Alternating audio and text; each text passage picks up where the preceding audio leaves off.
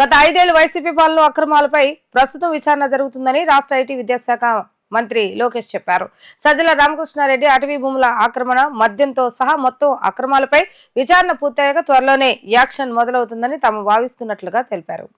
ఈ నెల 8వ తేదీన విశాఖలో ప్రధాని మోడీ పర్యటన ఏర్పాట్లపై కలెక్టరేట్ లో మంత్రి నారా లోకేష్ సమీక్షించారు.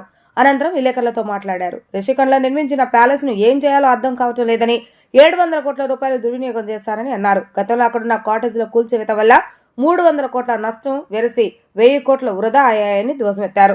ఒక ముఖ్యమంత్రి భార్య కోసం సీఎం క్యాంప్ ఆఫీస్ నిర్మించడం దేశంలో ఎక్కడా లేదన్నారు.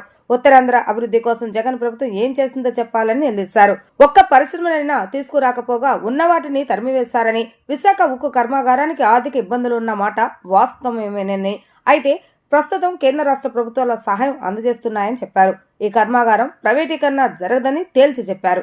మేము ఉత్తరాంధ్రకు ఐటీ కంపెనీలను రప్పించి విశాఖను ఐటీ కేంద్రంగా తీర్చిదిద్దుతాం. టీసీఎస్ సెంటర్ మిలీనియం టవర్స్ లోకి వస్తుంది. శాశ్వత సెంటర్ కు 2-3 ఏళ్లు పడుతుంది. ఐటీ కంపెనీలకు పెద్ద సెంటర్ నిర్మిస్తామని వివరించారు. అరకు కాఫీ వ్యాపారాన్ని 300 కోట్ల నుంచి 3000 కోట్లకు పెంచుతామన్నారు. ఏజెన్సీలో గంజాయి నిర్మూలనకు ఈగల్ టాస్క్ ఫోర్స్ ఏర్పాటు చేస్తామని చెప్పారు. పలు అభివృద్ధి పనులకు శంకుస్థాపన, ప్రారంభోత్సవాలకు 8న ప్రధాని విశాఖ వస్తున్నారని తెలిపారు. నగరంలో ఆయన రోడ్ షో ఉంటుందన్నారు. బహిరంగ సభకు ప్రజలంతా స్వచ్ఛందంగా హాజరు కావాలని పిలుపునిచ్చారు. చెన్నై విశాఖపట్నం ఇండస్ట్రియల్ కారిడార్ లో క్రిస్ సిటీ కృష్ణపట్నంలో ఒక నోడ్ కేంద్ర ప్రభుత్వం మనకి శాంక్షన్ చేసింది, నిధులు కూడా కేటాయించింది. ఆ నోడ్ వల్ల అనేక పెట్టుబడులు వస్తాయి, లక్షలాది మందికి ఉద్యోగాలు కూడా కల్పించగలుగుతాం. సో ఆ నోడు కూడా శంకుస్థాపన చేస్తాం జరుగుతుంది. ఇంకో పక్కన నేషనల్ హైవే ఆధ్వర్యంలో అనేక కార్యక్రమాలు చేపడతాం జరుగుతుంది. దాంట్లో కొత్త ప్రాజెక్టులు సుమారుగా 5,000 కోట్ల రూపాయలు ఖర్చు పెట్టి కొత్త ప్రాజెక్టులు చేస్తున్నాం. ఆల్రెడీ పూర్తయిన ప్రాజెక్టులు అంటే దాదాపు 3,900 కోట్ల రూపాయలు ఖర్చు పెట్టి పూర్తయిన ప్రాజెక్ట్స్ కూడా ఇనాగరేషన్ గౌరవ ప్రధానమంత్రి గారు చేస్తారు. ఇంకోటి మనందరి కళ రైల్వే జోన్ రావాలి, జోనల్ హెడ్ క్వార్టర్స్ విశాఖపట్నంలో ఉండాలనేది ఉత్తరాంధ్ర ప్రజల కళ. గత ప్రభుత్వం కనీసం భూమి కూడా కేటాయించలేదు, దానివల్ల జోన్ కూడా ఆలస్యమైంది. ఇప్పుడు భూమి మన ప్రభుత్వం కేటాయించింది.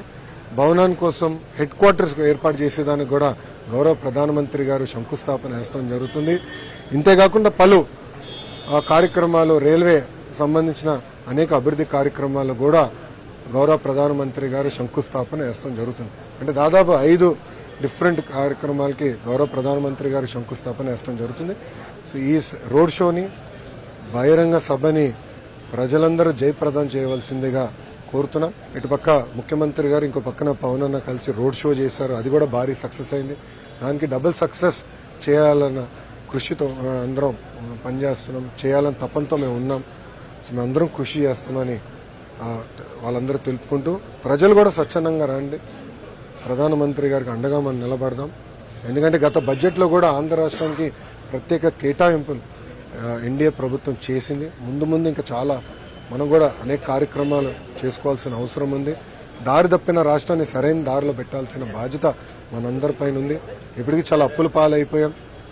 గత ప్రభుత్వం చేసిన అప్పులు వడ్డీ కట్టేదానికే చాలా ఇబ్బందులు ఎదుర్కొంటున్నాం.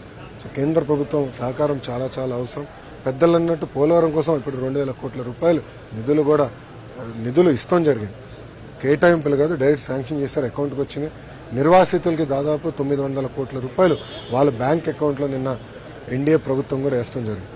మీ ప్రభుత్వ అధికారంలో 5 సంవత్సరాల్లో ఒక ఋషికొండ ప్యాలెస్ తప్ప, అంటే ఒక్క వ్యక్తి బతికేదానికి 700 కోట్ల రూపాయలు ఖర్చు పెట్టారు తప్ప ఉత్తరాంధ్రకి చేసింది ఏంటి?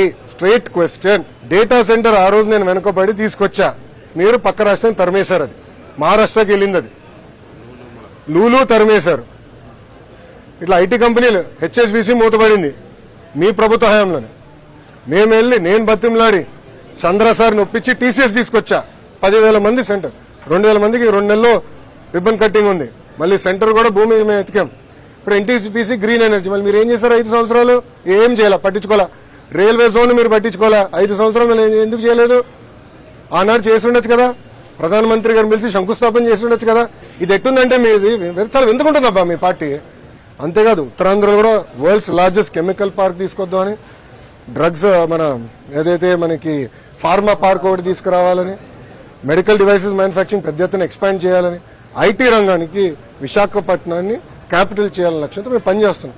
మొన్నే అనేక సంస్థలు తీసుకొచ్చాం, చూపించా, కొండలు కూడా చూపించాం, ఒప్పందం కూడా కుదిరించుకున్నాం. అమ్మా మిలేనియం టవర్ వచ్చాయి కదా ఖాళీ, మళ్ళీ 5 సంవత్సరాలు మీరు ఖాళీ పెట్టిపోయారబ్బా వైకాపా వాళ్ళు ఆ మిలేనియం టవర్ ని. దాంట్లో ముందర టీసీఎస్ వాళ్ళు వస్తున్నారు. సో అది ట్రాన్సిట్ బిల్డింగ్ గా వాడదాం, ఎందుకంటే టీసీఎస్ వాళ్ళు సెంటర్ కట్టడానికి ఒక 2-3 years పడుతుంది కనుక ట్రాన్సిట్ గా వాళ్ళు phase 1 లో అది తీసుకుని ఇమ్మీడియట్ గా 2,000 మందికి ఉద్యోగాలు కల్పిస్తారు. ప్యారల్ గా నేను వాళ్ళకి భూములు కూడా చూపిస్తాం జరుగుతుంది. టీసీఎస్ కి ఇతర ఐటీ కంపెనీలు కూడా వాళ్ళు ఆల్రెడీ పెద్ద సెంటర్ కట్టేదాన్ని కూడా వాళ్ళు భూములు చూపిస్తాం జరుగుతుంది. వాళ్ళతో కూడా ఫర్దర్ డిస్కషన్ నేను డావోస్ లో పెట్టుకుంటున్నా. తప్పనిసరిగా పెద్ద ఎత్తున ఐటీ కంపెనీలు ఉత్తరాంధ్రకి విశాఖపట్నానికి తీసుకొచ్చే బాధ్యత నాది. ప్రధానంగా ట్రైబల్ ఏరియాలో ఉపాధి కోల్పోయారు, ఇబ్బంది పడుతున్నారని కాఫీ తీసుకొచ్చాం. ఇప్పుడు దాదాపు అరకు కాఫీ ఒక 300 కోట్ల రూపాయలు బ్రాండ్ గా తయారు. అది కనీసం ఒక 3,000 కోట్ల రూపాయలు బ్రాండ్ చేయాలి. అంటే అమూల్ ఎట్లయితే డైరీ పాలకుందో అలా కాఫీకి అరకు చేయాలనేది ఒక లక్ష్యంగా పెట్టుకుని చేస్తాం. ప్యారల్ గా స్పైసెస్ ఇవన్నీ కూడా చేయొచ్చు. సో ఆల్టర్నేటివ్ క్రాప్ చూపించాలి. ఇప్పుడు గంజాయికి ఫుల్ స్టాప్ పెట్టేదానికి ఈగల్ అని ప్రత్యేకంగా ఎట్లయితే నక్సలైట్స్ ని గ్రే హౌండ్స్ ఉందో, అర్బన్ టెర్రరిజం కి ఆక్టోపస్ ఉందో, గంజాయి కోసం స్పెషల్ టాస్క్ ఫోర్స్ ఏర్పాటు చేసి ఈగల్ పేరు పెట్టాము. అదనంగా నిధులు కూడా అంటే శాలరీ కూడా ఇన్సెంటివ్ కింద 30% హైక్ చేసాం వాళ్ళకి చేసి ఈగల్ ఆధ్వర్యంలో మేము చేస్తున్నాం. దానికి ఇంకా ఇంటెలిజెన్స్ స్ట్రెంగ్తన్ చేయాలి. మేము 100% నిషేధించామని నేను అనట్లేదు, టైం పడుతుంది. 6 నెలలు 5 సంవత్సరాలు విచ్చలవిడిగా వదిలేశారు. అది మొత్తం కంట్రోల్ చేయడానికి టైం పడుతుంది.